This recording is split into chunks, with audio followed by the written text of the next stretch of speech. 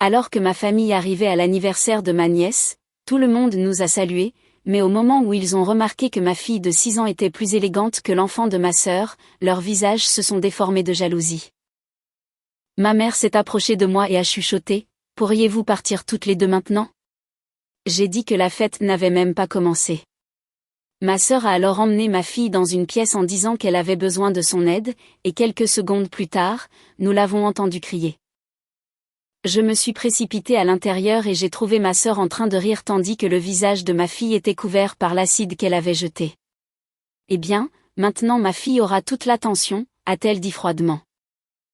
Quand j'ai essayé d'appeler le 911, ma mère m'a arraché mon téléphone et l'a jeté de côté en disant « Tu aurais dû écouter ». Mon père a ajouté « Laissez l'acide agir ». À ce moment-là, mon mari est entré, a vu ce qu'ils avaient fait, et ce qu'il a dit ensuite les a tous laissés figés dans une terreur absolue. J'ai raconté cette histoire exactement 2 fois en 4 ans depuis qu'elle s'est produite. Une fois au procureur qui a poursuivi ma famille. Une fois à un thérapeute spécialisé dans les traumatismes liés à la violence familiale. Maintenant, je la raconte ici parce que ma fille m'a demandé hier pourquoi elle n'avait pas de grands-parents comme les autres enfants à l'école. Et je me rends compte qu'un jour elle aura besoin de comprendre toute la vérité. Mon nom n'a pas d'importance. Ce qui importe, c'est que j'ai survécu à quelque chose qu'aucune mère ne devrait jamais avoir à vivre. Et les personnes qui ont blessé mon enfant purgent actuellement de longues peines de prison parce que mon mari est le genre d'homme qui pense 3 coups d'avance sur tout le monde dans n'importe quelle pièce. Ayant grandi dans la banlieue de Philadelphie, j'ai toujours été la fille moindre aux yeux de mes parents. La dynamique s'est établie avant que je sois assez âgée pour comprendre ce qui se passait. Mon premier souvenir implique de tendre la main à ma mère dans un supermarché et de la voir se retirer parce qu'elle tenait déjà celle de Francesca. Ma sœur aînée, Francesca, ne pouvait rien faire de mal. Elle était belle, charmante, manipulatrice d'une manière que les adultes trouvaient attachante plutôt qu'alarmante. Les professeurs l'adoraient. Les voisins arrêtaient mes parents dans la rue pour commenter son aplomb. Lors des réunions de famille, les proches la cernaient comme des planètes orbitant autour d'un soleil particulièrement radieux. Notre mère, Béatrice, la traitait comme une princesse tandis que je me débrouillais avec les restes émotionnels. Les anniversaires de Francesca impliquaient des animateurs engagés, des gâteaux personnalisés et des listes d'invités nécessitant des tableurs.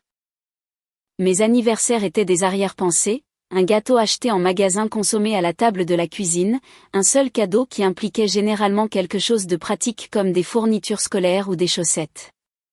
Notre père, Frédéric, n'était pas beaucoup mieux. Il suivait simplement l'exemple de Béatrice en tout, y compris quelle fille méritait l'amour et laquelle méritait la tolérance. Il était associé dans un cabinet d'expertise comptable de taille moyenne, un homme qui mesurait la valeur par des réalisations quantifiables. Francesca rapportait des trophées de concours de danse et de décathlons académiques. Je ramenais de solides notes de B et des certificats de participation. Dans son grand livre, la comparaison était simple. L'impact psychologique de grandir en tant qu'enfant invisible dans un foyer à 2 enfants est difficile à articuler pour quiconque ne l'a pas vécu. Chaque étape que j'atteignais semblait creuse parce que je savais qu'elle serait accueillie avec indifférence ou une comparaison défavorable. Quand j'ai fait partie de la liste d'honneur en 7e année, la réponse de ma mère a été de mentionner que Francesca avait fait partie de la liste d'honneur chaque semestre depuis la 3e année. Quand j'ai eu mon premier emploi à 16 ans, travaillant le week-end dans une librairie locale, mon père a observé que Francesca avait déjà économisé suffisamment de son activité de tutorat secondaire pour acheter sa propre voiture. J'ai appris à me rétrécir. J'ai appris à anticiper la déception si parfaitement que le succès semblait une répit temporaire plutôt que quelque chose à célébrer. J'ai appris que l'amour dans ma famille, du moins, était une ressource finie qui avait été allouée avant ma naissance.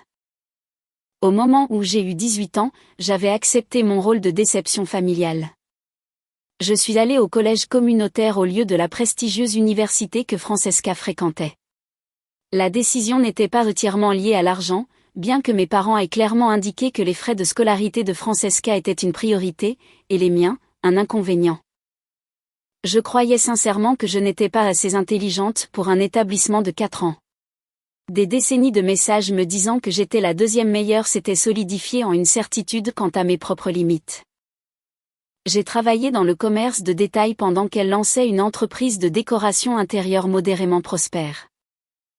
Les clients du grand magasin où j'ai passé mes 20 premières années complimentaient parfois mon style ou demandaient des conseils de mode, et chaque fois cela me surprenait. J'avais été conditionnée à croire que je n'avais rien de précieux à offrir. J'ai fréquenté discrètement des hommes tandis qu'elle épousait Oscar Tané, un homme de la vieille richesse dont la famille possédait la moitié de l'immobilier commercial de notre comté. Le mariage était une affaire de 3 jours dans un domaine historique. Mon rôle était de m'asseoir au 4e rang, de sourire pour les photographies et d'écouter toast après toast louant la perfection de Francesca. Personne ne m'a mentionné dans aucun discours. J'aurais aussi bien pu être un meuble. La chose étrange à propos d'être l'enfant défavorisé, c'est que vous passez des décennies à vous demander ce que vous avez fait de mal. J'avais l'habitude de rester éveillé à cataloguer mes défauts, convaincu que si je pouvais juste réparer ce qui était brisé en moi, ma mère me regarderait enfin comme elle regardait Francesca. Cette illusion a persisté jusque dans mes 20 ans. Tout a changé quand j'ai rencontré Damen à une conférence de marketing à Denver. J'avais 26 ans, je travaillais comme assistante de direction dans une chaîne de vente au détail, assistant à la conférence uniquement parce que ma patronne avait eu une intoxication alimentaire et avait besoin de quelqu'un pour la remplacer. L'univers a un sens étrange du timing. Il était consultant en cybersécurité, avait construit sa propre entreprise à partir de rien et il a vu en moi quelque chose que je n'avais jamais reconnu en moi-même. Nous avons passé toute la première soirée à discuter au bar de l'hôtel et j'attendais le moment où il réaliserait que je n'étais pas assez intéressante pour retenir son attention. Ce moment n'est jamais arrivé. Damen avait grandi pauvre dans l'Oregon rural, élevé par une mère célibataire qui travaillait 3 emplois pour nourrir sa famille. Il comprenait ce que cela signifiait de se sentir négligé par des systèmes conçus pour favoriser les autres. Plus important encore, il avait transformé cette compréhension en carburant plutôt qu'en défaite. Son entreprise était spécialisée dans la protection des petites entreprises et des organisations à but non lucratif contre les cybermenaces, des organisations qui ne pouvaient pas se permettre les mesures de sécurité que les grandes entreprises tenaient pour acquises. En 6 mois après notre première conversation, il m'avait convaincu de retourner à l'école, non pas par pression ou manipulation, mais en exprimant constamment sa confiance en des capacités que je ne croyais pas posséder. Il a édité mes essais de candidature. Il m'a aidé à étudier pour les examens d'entrée. Il a célébré quand j'ai été accepté dans une université d'État avec un programme commercial respectable. En 2 ans, j'avais obtenu mon baccalauréat en administration des affaires. La cérémonie de remise des diplômes était petite par rapport à certaines, mais Damen était assis au premier rang et a applaudi assez fort pour un stade. Mes parents n'y ont pas assisté. Francesca a envoyé une carte qui est arrivée 2 semaines en retard, contenant un message générique clairement écrit par une assistante. En 5 ans après notre mariage, je l'avais aidé à étendre son entreprise en une opération multi-État employant plus de 200 personnes. Je m'occupais du développement commercial tandis qu'il se concentrait sur les opérations techniques. Nous formions une bonne équipe.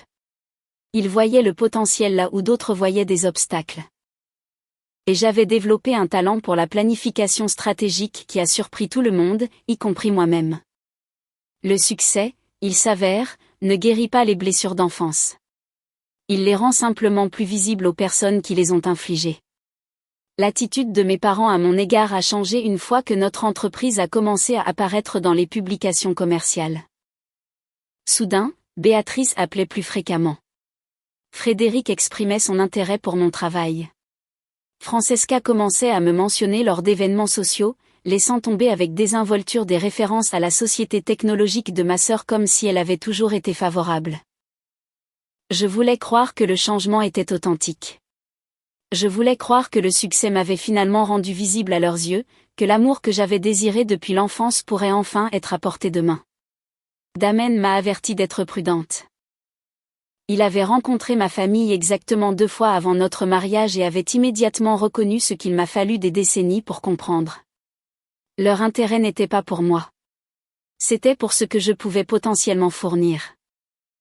Mais l'espoir est une chose tenace, surtout pour les personnes qui ont grandi sans beaucoup d'espoir. Quand notre fille, Hazel, est née, ma relation avec ma famille est entrée dans une phase nouvelle et plus laide. La grossesse elle-même avait été compliquée. J'ai passé le dernier trimestre alité après une frayeur qui a nécessité une hospitalisation. Damen a pris 3 mois de congé pour s'occuper de moi. Il a appris à cuisiner des repas qui respectaient mes restrictions alimentaires. Il me lisait à voix haute des livres que j'avais toujours eu l'intention de finir. Il me tenait la main pendant les longues nuits où la peur rendait le sommeil impossible. Francesca avait donné naissance à son fils Adrien environ 3 ans plus tôt, et mes parents avaient clairement fait savoir qu'il était le petit enfant en or. Le favoritisme que j'avais vécu enfant était reproduit dans la génération suivante, et le fait de le voir arriver à ma fille a brisé quelque chose en moi que je n'avais pas réalisé être encore intact. Ils se sont envolés pour Philadelphie pour sa naissance. Ils ont mis en place un fonds d'études collégiales avant qu'il ne prenne sa première respiration. Ils ont posté des mises à jour hebdomadaires sur ses étapes sur les réseaux sociaux comme s'il était une célébrité plutôt qu'un nourrisson. Béatrice a passé 2 semaines chez Francesca après l'accouchement, aidant avec les tétés et la lessive, et toutes les tâches que les jeunes mères trouvent accablantes. Frédéric conduisait tous les week-ends pendant le premier mois pour prendre des photographies qui rempliraient plus tard plusieurs albums. Pour la naissance de Hazel, ma mère a envoyé une carte qui est arrivée 3 semaines en retard. Le message à l'intérieur disait « Félicitations pour le bébé. J'espère que tout le monde est en bonne santé ». Elle n'avait même pas écrit le nom de Hazel. Mon père a appelé une fois, a parlé pendant environ 90 secondes et n'a jamais mentionné le nom du bébé. Il a demandé si l'accouchement avait été cher et si notre assurance l'avait couvert. Il m'a dit qu'Adrien avait commencé à dormir toute la nuit et que Francesca gérait magnifiquement la maternité. Il a raccroché avant que je puisse partager des détails sur ma propre fille. Je souhaite pouvoir dire que cette inégalité ne me dérangeait pas. Damen et moi étions financièrement à l'aise à ce moment-là, plus qu'à l'aise, en fait, puisque son entreprise venait de décrocher un contrat massif avec un réseau hospitalier. Nous pouvions donner à Hazel tout ce dont elle avait besoin sans aucune aide de mes parents. Notre maison était spacieuse et chaleureuse. Sa chambre de bébé contenait tous les articles recommandés par les experts pédiatriques. Elle ne manquerait jamais de biens matériels. Mais il y a une différence entre ce dont un enfant a besoin matériellement et ce qu'il mérite émotionnellement. Et regarder ma fille grandir en sachant que ses grands-parents aimaient son cousin plus qu'elle était une blessure qui se rouvrait à chaque saison des fêtes. Noël était particulièrement douloureux. Mes parents arrivaient chez Francesca chargés de cadeaux pour Adrien, les derniers jouets, des vêtements de marque, des expériences comme des abonnements aux zoos et des passes pour les musées. Pour Hazel, il apportait un seul cadeau, généralement quelque chose d'inapproprié pour son âge ou clairement acheté comme une arrière-pensée. Une année, ils lui ont donné un animal en peluche qui avait encore l'étiquette de liquidation attachée. Hazel était trop jeune pour comprendre la disparité, mais pas moi. J'ai regardé ma mère s'occuper d'Adrien tout en reconnaissant à peine la présence de ma fille. J'ai écouté mon père raconter les réalisations d'Adrien sans montrer aucun intérêt pour celles de Hazel. J'ai souri pendant les dîners de famille où l'enfant de ma sœur recevait des éloges pour sa respiration tandis que les véritables réalisations de ma fille restaient non mentionnées. Damen a absorbé tout cela avec une frustration croissante. Il venait d'un milieu où la famille signifiait loyauté et protection, non compétition et cruauté. Sa mère était décédée l'année avant notre rencontre, et il l'avait décrite comme le genre de personne qui aurait aimé Hazel férocement, inconditionnellement, sans rien attendre en retour. Le contraste entre ce que Hazel aurait pu avoir et ce qu'elle a réellement reçu de ma famille ne lui a pas échappé. Damen m'a exhorté à plusieurs reprises à couper les ponts avec ma famille. Nous avions de longues conversations tard le soir après que Hazel s'est endormie, assis sur notre porche arrière avec des verres de vin, débattant si les moments occasionnels de normalité justifiaient le schéma constant de la douleur. Il en avait assez vu pendant nos fiançailles pour comprendre quel genre de personnes ils étaient. Le dîner de répétition, en particulier, avait révélé leur vraie nature. Ma mère s'était plainte du lieu que j'avais choisi. Mon père avait passé la majeure partie de la soirée à discuter de la dernière entreprise de Francesca. Aucun des deux n'avait dit un seul mot aimable à Damen ou exprimé de joie pour notre mariage imminent. Ses propres parents étaient décédés avant notre rencontre, et il ne pouvait pas comprendre pourquoi je continuais à me soumettre à des gens qui ne me valorisaient clairement pas. Tu ne leur dois pas ta douleur, m'a-t-il dit un soir. Partager l'ADN ne t'oblige pas à accepter les abus. Avec le recul, j'aurais dû l'écouter des années plus tôt. La seule raison pour laquelle j'ai maintenu une quelconque relation était que je voulais que Hazel ait une famille élargie, et parce qu'une partie pathétique de moi espérait encore que ma mère finirait par reconnaître ma valeur. Chaque enfant veut l'approbation de ses parents, même les enfants qui sont devenus des adultes et devraient savoir mieux. L'invitation pour le 9e anniversaire d'Adrien est arrivée début septembre. Elle était dans une enveloppe épaisse, le genre généralement réservé aux annonces de mariage, imprimée sur du papier cartonné avec des lettres en relief. À l'intérieur se trouvait une invitation formelle, une carte du lieu et une liste de cadeaux suggérés classés par gamme de prix. C'était une affaire élaborée. Francesca avait loué tout un lieu événementiel et engagé des animateurs professionnels. Le thème était lié aux super-héros, et la liste des invités incluait apparemment la moitié des enfants de la classe privée d'Adrien. Une insertion séparée mentionnait que des boissons alcoolisées seraient servies, que la restauration serait assurée par un restaurant que je reconnaissais comme l'un des plus chers du comté, et qu'un service de voiturier serait disponible pour les invités qui préféraient ne pas naviguer sur le vaste parking du lieu.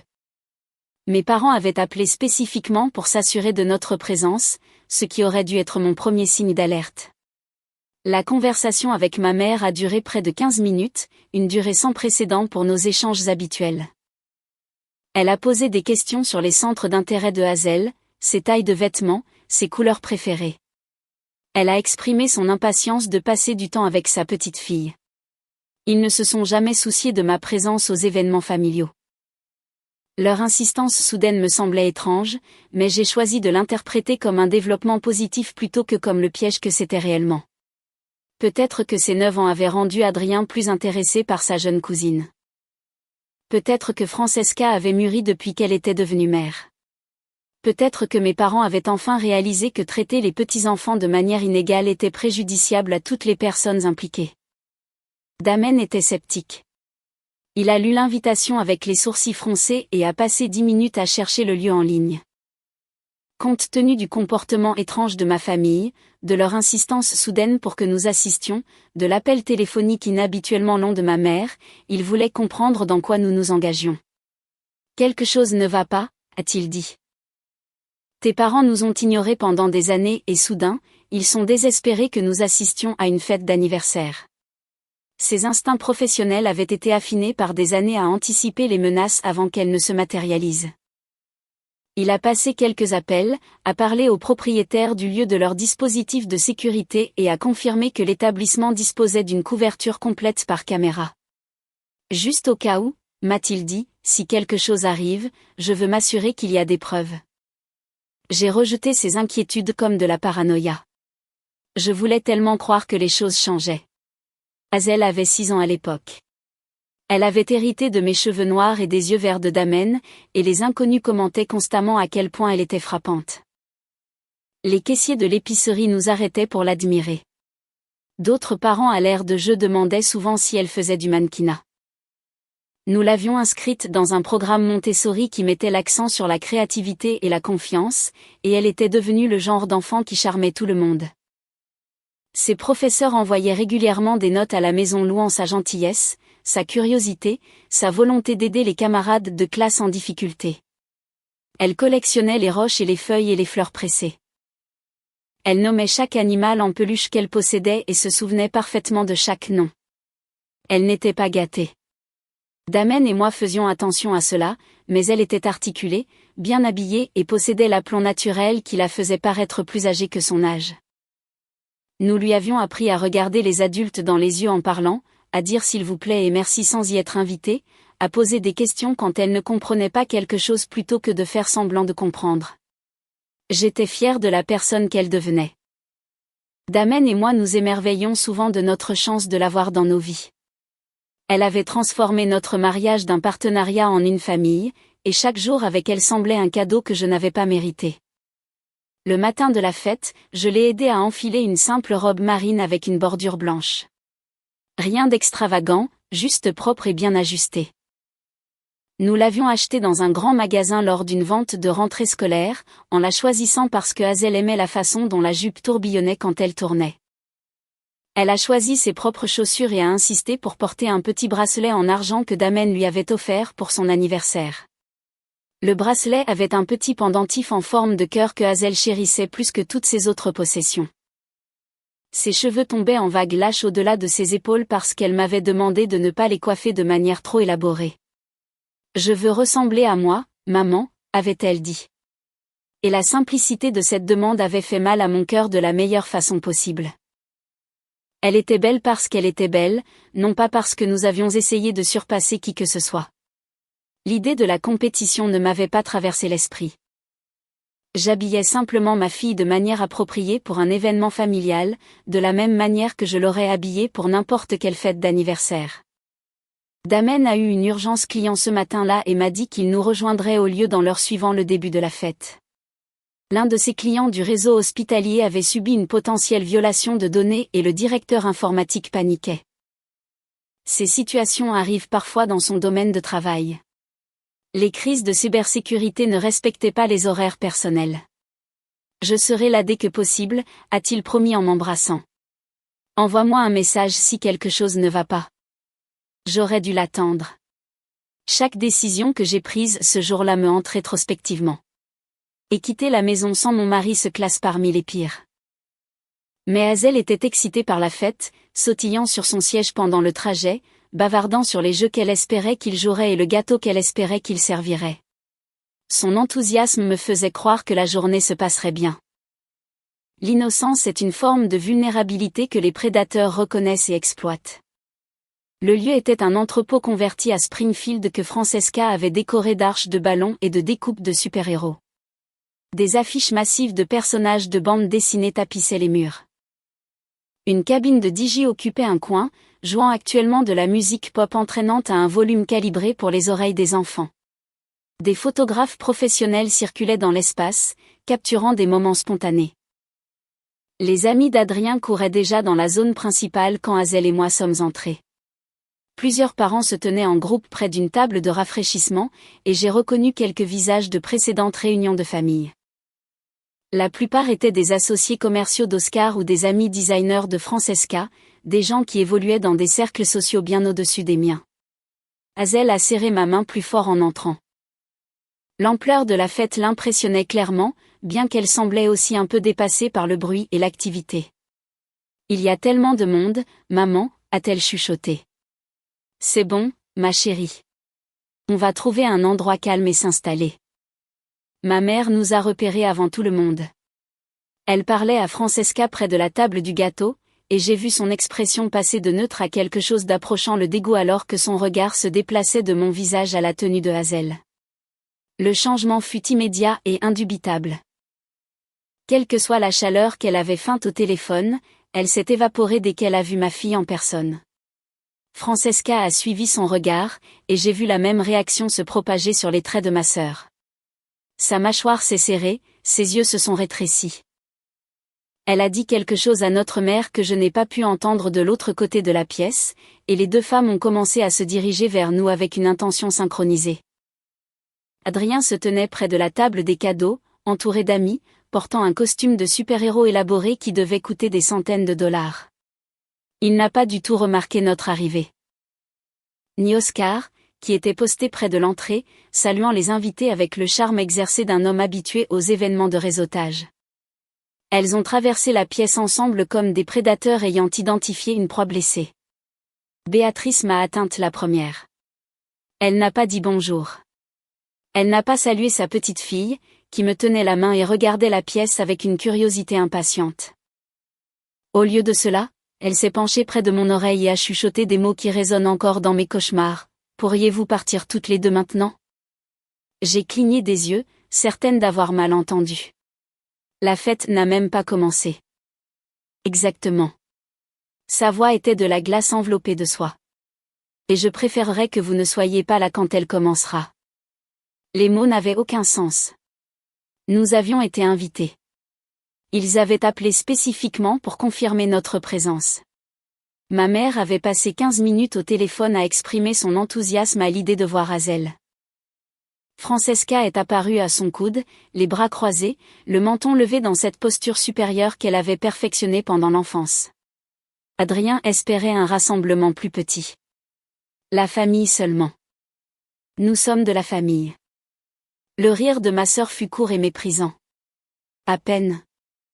La cruauté de ce seul mot m'a frappé comme un coup physique. J'avais passé 30 ans à essayer de gagner ma place dans cette famille, et ma sœur venait de résumer leur opinion de moi en une seule syllabe méprisante. Hazel a tiré ma main. Maman, qu'est-ce qui ne va pas? Je me suis accroupie pour la regarder dans les yeux, essayant de garder ma voix stable malgré le tremblement qui montait dans ma poitrine. Rien, ma chérie. Grand-mère et tante Francesca ont juste besoin de parler à maman un instant. Hazel a étudié mon visage avec la perspicacité que les enfants démontrent parfois. Elle savait que quelque chose n'allait pas. Elle pouvait sentir la tension émanant des adultes qui l'entouraient. Sa prise sur ma main s'est resserrée, et j'ai vu une lueur de peur traverser ses traits. L'expression de Francesca a changé pour quelque chose qui ressemblait presque à de l'amabilité. La transformation était troublante, comme regarder quelqu'un mettre un masque qui ne lui allait pas tout à fait. En fait, j'aurais besoin de l'aide de Hazel pour quelque chose dans l'arrière-salle. Nous préparons une surprise spéciale pour Adrien, et j'ai besoin de quelqu'un avec de petites mains. Chaque instinct me criait de refuser. Les poils de mes bras se sont dressés. Une sensation de froid s'est propagée dans mon estomac. Quelque chose n'allait pas du tout dans cette situation, et mon corps reconnaissait le danger, même si mon esprit luttait pour l'identifier. Mais le visage de Hazel s'est illuminé à l'idée d'aider, et j'avais passé toute ma vie à remettre en question mon propre jugement en ce qui concernait ma famille. Peut-être que je réagissais de manière excessive. Peut-être que Francesca essayait d'inclure ma fille dans quelque chose de significatif. Peut-être que c'était le rameau d'olivier que j'espérais. N'avais-je pas justement souhaité des signes que les choses pourraient s'améliorer? Le conditionnement de 3 décennies me murmurait que j'étais paranoïaque, que je projetais mes propres insécurités sur des situations innocentes, que ma famille n'était pas capable de réellement nuire à un enfant. J'avais tort sur toute la ligne. Je peux, maman? S'il te plaît. J'ai lâché sa main. Au moment où nos doigts se sont séparés, quelque chose en moi s'est serré avec un pressentiment. J'ai regardé ma sœur emmener ma fille vers une porte à l'extrémité du lieu. Je me suis retournée pour faire face à ma mère, prête à exiger une explication pour la froideur qui avait accueilli notre arrivée. Béatrice me regardait avec une expression que je ne pouvais pas lire. Pas tout à fait le triomphe, pas tout à fait la satisfaction, quelque chose de plus proche de l'anticipation, comme une personne attendant le point culminant d'un spectacle qu'elle avait vu répéter plusieurs fois. 30 secondes se sont écoulées. 45, la fête continuait autour de nous. Les enfants riaient. La musique jouait. Personne d'autre ne semblait remarquer que quelque chose n'allait pas. Le cri qui a déchiré le bâtiment n'avait rien d'humain. Il était aigu et brut. Un son de pure agonie que j'ai reconnu instinctivement comme appartenant à mon enfant. Chaque terminaison nerveuse de mon corps s'est allumée simultanément. Le monde autour de moi a ralenti alors que mon cerveau traitait ce que j'entendais. Je courais avant que mon cerveau n'ait pleinement traité ce que j'entendais. Bousculant des invités effrayés, renversant une présentation de sac cadeau, mon cœur martelant mes côtes si fort que je pensais m'effondrer avant d'atteindre cette porte. La pièce de rangement était nichée dans un couloir arrière, séparée de la zone principale de la fête par un couloir et de lourdes portes qui avaient étouffé la majeure partie du son. Quelques adultes ont jeté un coup d'œil dans ma direction avec des expressions confuses, mais la musique et les rires des enfants avaient masqué le pire. Quelqu'un m'a interpellé. Quelqu'un a essayé de me saisir le bras. Je ne me suis pas arrêtée. Je ne pouvais pas m'arrêter. La poignée de la porte était froide sous ma paume. J'ai poussé, m'attendant à trouver un accident, une chute, quelque chose d'explicable et de temporaire. La pièce au-delà était une sorte de débarras. Des chaises pliantes tapissaient un mur. Des produits de nettoyage étaient disposés en rangées nettes sur des étagères industrielles. Une ampoule fluorescente nue projetait une lumière blanche crue sur le sol en béton. L'air sentait les produits chimiques et quelque chose de plus fort, quelque chose qui me brûlait les narines. Et au centre du sol, ma fille était à genoux, griffant son visage, hurlant des mots que je ne pouvais pas comprendre à travers ses sanglots. Sa robe marine était tachée de liquide. Ses beaux cheveux noirs étaient collés à ses joues. Son petit corps convulsait à chaque vague de douleur. Francesca se tenait à 1 mètre, tenant une bouteille vide, observant avec une expression de satisfaction détachée. Elle aurait pu observer une émission de télévision légèrement intéressante, tant son visage ne montrait aucune émotion. Le temps s'est fracturé en fragments déconnectés. Les cris de ma fille, la bouteille pendant des doigts de ma sœur, l'odeur de brûlé s'intensifiant à mesure que je m'approchais de mon enfant. « Que as-tu fait ?» Les mots sont sortis comme un murmure. Je ne pouvais pas traiter ce que je voyais. Je ne pouvais pas le comprendre. Mon cerveau n'arrêtait pas de rejeter les preuves devant moi, insistant que cela ne pouvait pas arriver, que ma sœur ne pouvait pas avoir délibérément blessé une enfant de 6 ans. « Que as-tu fait ?» Eh bien, maintenant ma fille aura toute l'attention. La voix de Francesca était décontractée, conversationnelle, comme si elle discutait du temps plutôt que de l'agression qu'elle venait de commettre contre une enfant de 6 ans. Elle fit une pause, examinant sa manucure avec un désintérêt exagéré. « Oh, détends-toi. Ce n'est que du vinaigre.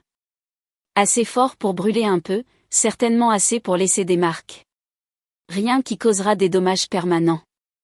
Probablement. » Le mot « probablement » flottait dans l'air comme du poison.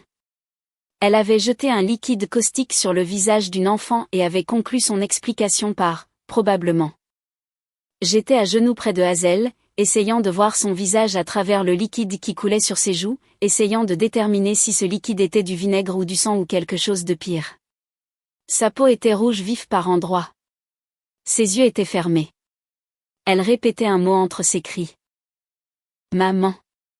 Maman. Maman. » Je l'ai serré contre ma poitrine, sentant son petit corps trembler de douleur et de terreur. Son visage était pressé contre mon épaule. L'odeur de vinaigre était accablante maintenant, me brûlant les yeux. J'avais besoin d'eau. J'avais besoin de rincer sa peau et ses yeux avant que ce que Francesca avait utilisé ne cause des dommages irréversibles. Mon téléphone était dans ma main. J'avais composé le 911 avant de consciemment décider de le faire.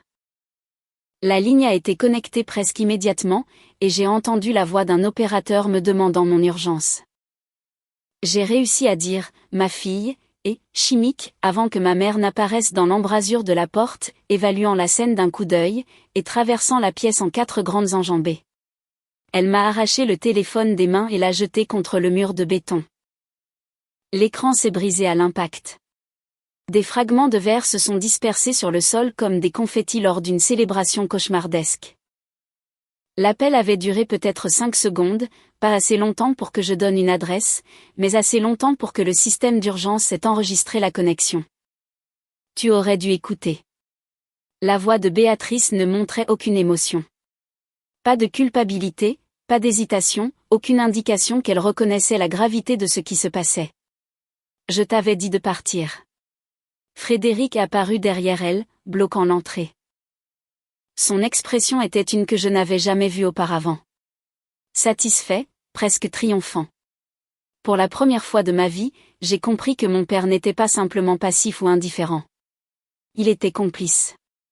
Il l'avait toujours été. Laissez l'acide agir. Ces mots se sont gravés dans ma mémoire avec une précision permanente.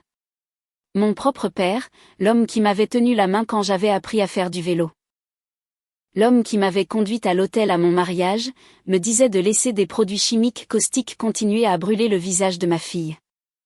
C'est du vinaigre, corrigea Francesca, l'air légèrement agacé par l'inexactitude technique.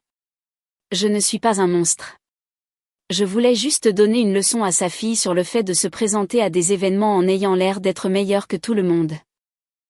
Sa fille, pas sa nièce, pas Hazel, sa fille, comme si mon enfant n'était qu'une extension de moi, comme si blesser Hazel n'était qu'une autre façon de blesser la sœur qu'elle avait toujours méprisée. J'hyperventilais.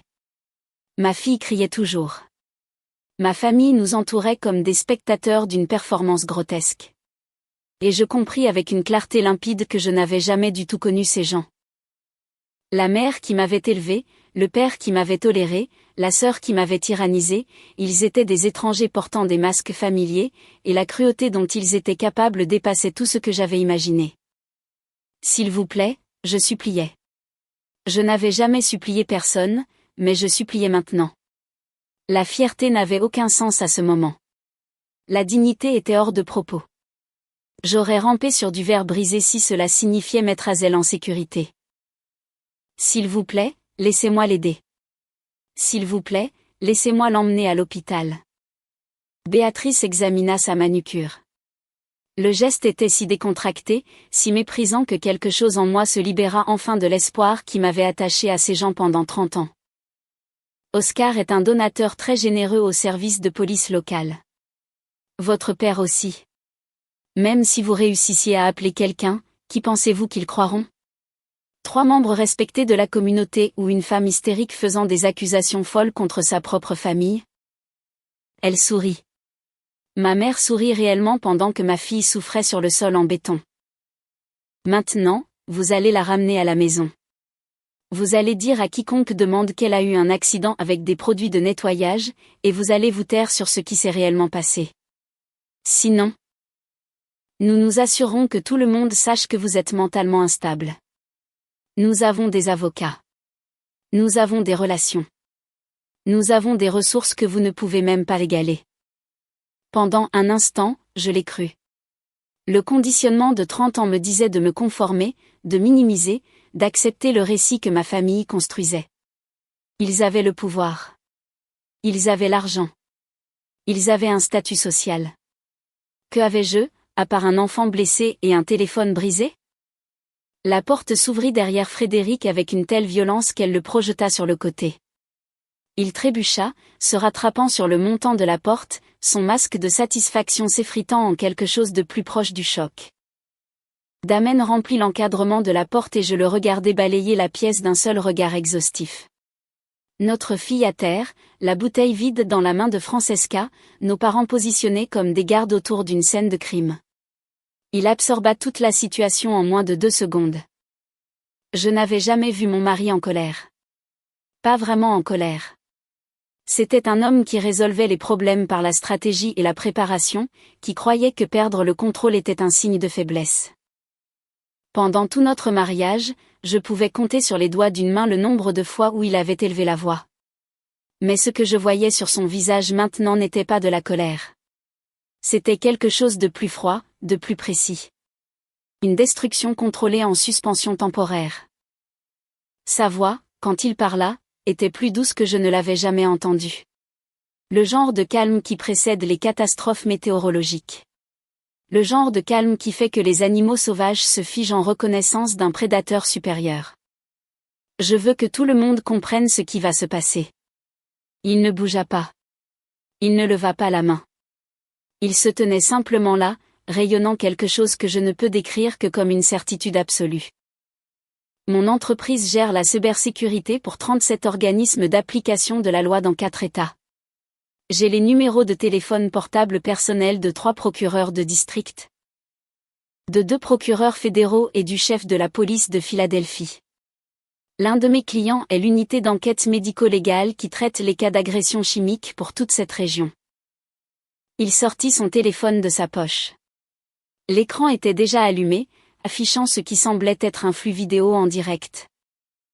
Ce lieu dispose de caméras de sécurité dans chaque pièce, y compris celle-ci. Le propriétaire les a installées après un incident de vol l'année dernière.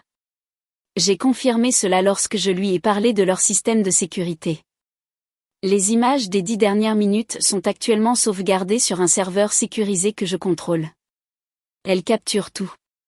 L'agression, la confession, la destruction du téléphone de ma femme et les déclarations faites par chaque personne présente dans cette pièce concernant leur intention d'obstruer les services d'urgence. Le visage de Frédéric était devenu gris. Le calme de Béatrice montrait des fissures se propageant sur sa surface polie. La main de Francesca tremblait, faisant glisser la bouteille vide de ses doigts et la faisant claquer sur le sol. « Vous ne pouvez rien prouver », dit Béatrice, mais sa voix avait perdu son autorité. Oscar le fera. Les dons d'Oscar aux forces de l'ordre locales sont sans importance lorsque des accusations fédérales sont en jeu, le ton de Damen est resté parfaitement égal. Ce qui s'est passé dans cette pièce constitue une agression avec une substance caustique sur un mineur, une conspiration en vue de commettre une agression, une obstruction au service d'urgence, une intimidation de témoins et la destruction de biens utilisés pour appeler à l'aide.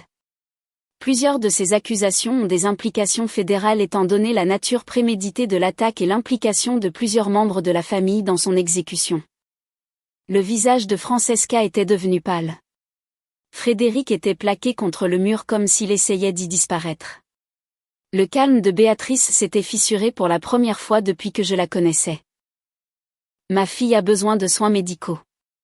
Ma femme la portera jusqu'à ma voiture et nous la transporterons nous-mêmes à l'hôpital. Quiconque tentera de nous empêcher sera accusé d'enlèvement, d'agression, de coups et blessures, de maltraitance d'enfants, de conspiration, de destruction de biens et d'entrave à la justice. Il fit une pause, laissant ces mots pénétrer le silence épais qui s'était installé dans la pièce. J'ai enregistré toute cette conversation. La sauvegarde est déjà terminée. Dans l'heure, chaque personne présente dans cette pièce sera arrêtée, et les images garantiront qu'aucune quantité de dons caritatifs ou de position sociale n'aura d'importance pour l'accusation. Il se tourna pour s'adresser à chaque membre de la famille individuellement. Béatrice, vous purgez une peine dans un établissement fédéral. Votre réputation dans cette communauté sera détruite. Chaque organisation que vous présidez, chaque conseil d'administration de charité où vous siégez se distanciera de vous avant même que l'encre ne sèche sur le mandat d'arrêt. Frédéric. Votre entreprise fera l'objet d'une enquête pour d'éventuels crimes financiers une fois que votre implication dans cette agression sera rendue publique. Les partenaires ayant des clients à protéger ne survivent généralement pas à l'association avec des agresseurs d'enfants condamnés. Francesca. Vous perdrez la garde d'Adrien. Oscar divorcera de vous. Vous passerez la prochaine décennie ou plus en prison pendant que votre fils grandira sans vous, et il apprendra finalement exactement quel genre de monstre sa mère est vraiment. Oscar apparut dans le couloir derrière Damen, le visage livide. Il avait suivi le remue-ménage et se tenait maintenant figé, fixant la scène devant lui, sa femme tenant une bouteille vide, sa belle-mère et son beau-père bloquant la porte. Une fillette de 6 ans sanglotait sur le sol en béton avec des brûlures chimiques sur le visage. Francesca, sa voix se brisa. Que as-tu fait? Elle ne répondit pas. Personne ne répondit. Damen s'écarta pour dégager l'entrée. Personne ne bougea pour l'arrêter. Personne n'osa parler. Je pris Hazel dans mes bras. Elle avait cessé de crier, bien qu'elle pleurât encore, toujours incapable d'ouvrir les yeux, et je passai devant les gens qui m'avaient élevé sans regarder aucun d'eux. Oscar se plaqua contre le mur pour nous laisser passer. Son expression était celle d'une horreur naissante alors que la pleine réalité de ce que sa femme avait fait commençait à se manifester. Dans la voiture, Damen conduisait pendant que je tenais Hazel sur le siège arrière, murmurant des assurances dont je n'étais pas sûr que l'un de nous deux y croyait. Il avait appelé le 911 depuis son téléphone avant même que nous quittions le parking, alertant à la fois les services médicaux d'urgence et les forces de l'ordre de ce qui s'était passé. L'hôpital était à 7 minutes. Les infirmières nous ont précipités dans une salle d'examen. Les médecins ont confirmé que le liquide était effectivement du vinaigre à haute concentration, ce qui avait causé des brûlures chimiques à sa peau, mais n'avait pas endommagé ses yeux. Hazel a été sédatée pendant que le personnel médical nettoyait et traitait ses blessures. Je lui ai tenu la main tout au long du processus, regardant son visage, enflé, à vif, marqué par la cruauté délibérée de ma sœur et sentant quelque chose d'ancien et de terrible se cristalliser dans ma poitrine. Les mères sont censées protéger leurs enfants. J'avais échoué la mienne en faisant confiance à des gens qui ne méritaient pas la confiance. Damen montait la garde devant la salle d'examen, coordonnant avec les policiers qui étaient arrivés pour recueillir nos déclarations.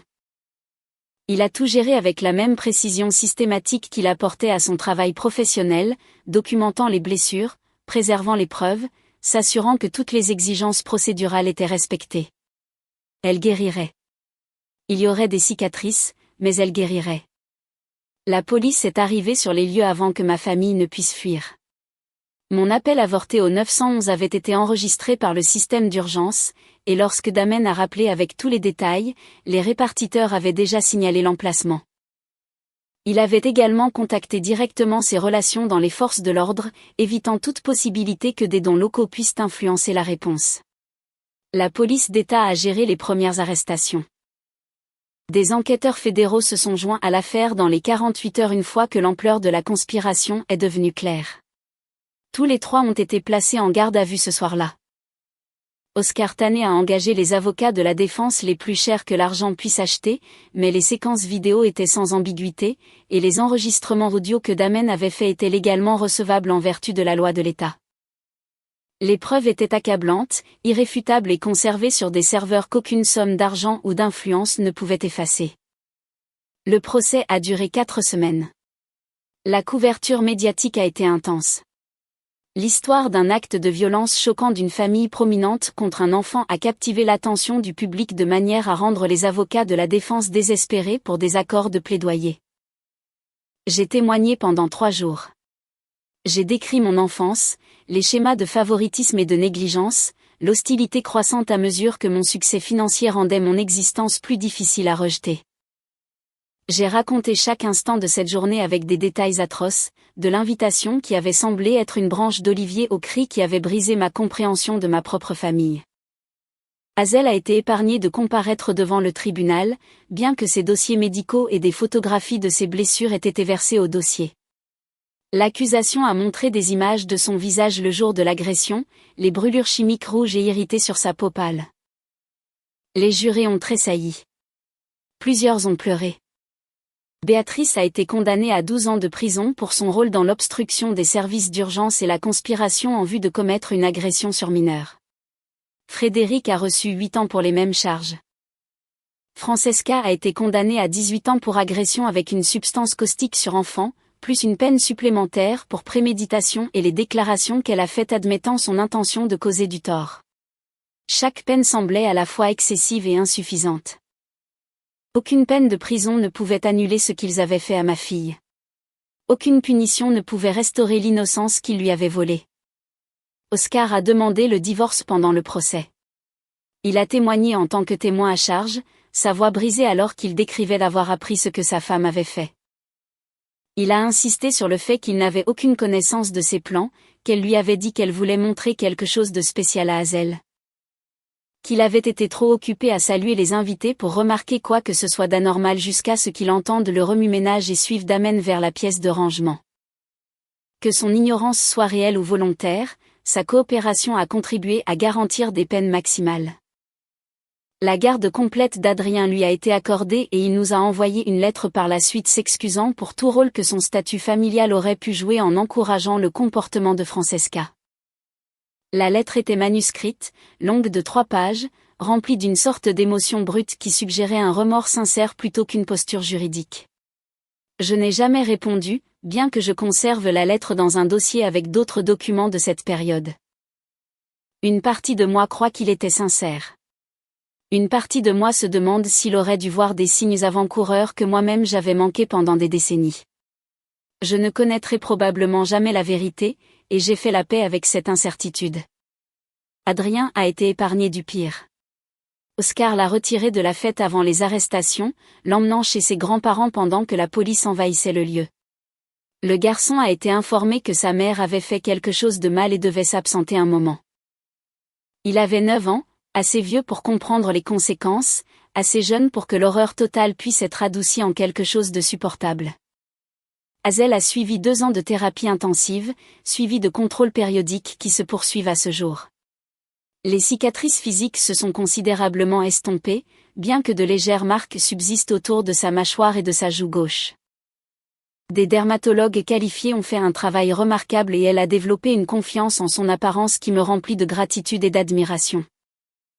Les médecins ont expliqué qu'elle avait instinctivement fermé les yeux lorsque le liquide a frappé son visage et que la visée de Francesca avait été dirigée principalement vers ses joues et sa mâchoire plutôt que directement vers ses yeux. Un rinçage rapide à l'hôpital a empêché tout dommage durable à sa vision. Nous avons eu de la chance si ce mot peut même s'appliquer à une situation si délibérément cruelle. Les cicatrices émotionnelles sont plus profondes mais guérissent. Elle a eu des cauchemars pendant la première année. Des rêves d'être piégée dans des pièces sombres, d'adultes qui souriaient en la blessant, de crier à l'aide qui ne venait jamais. Sa thérapeute, une femme douce spécialisée dans les traumatismes infantiles, l'a aidée à développer des stratégies d'adaptation et à gérer des sentiments qu'elle était trop jeune pour articuler pleinement. Elle sait que quelque chose de grave s'est passé quand elle avait 6 ans. Elle sait que certains membres de sa famille l'ont blessée et sont allés en prison pour cela. Elle ne connaît pas encore les détails, mais elle les connaîtra un jour. Damen a vendu son entreprise environ 2 ans après l'incident. L'entreprise était devenue associée au procès de manière à compliquer les relations avec les clients, et il était de toute façon prêt à changer. Nous avions besoin de prendre nos distances avec tout ce qui s'était passé. Nous avons déménagé au Montana, où nous avons acheté une petite maison avec vue sur la montagne et inscrit Hazel dans une école où personne ne connaît notre histoire.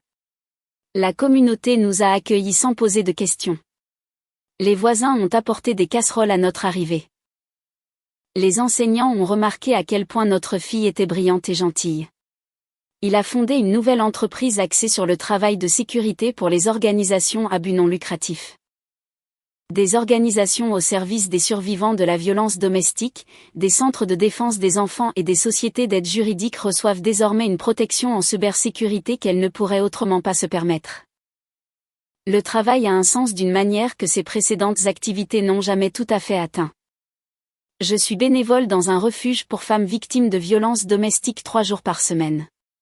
J'aide les femmes à naviguer dans des systèmes juridiques qui semblent souvent conçus pour les faire échouer.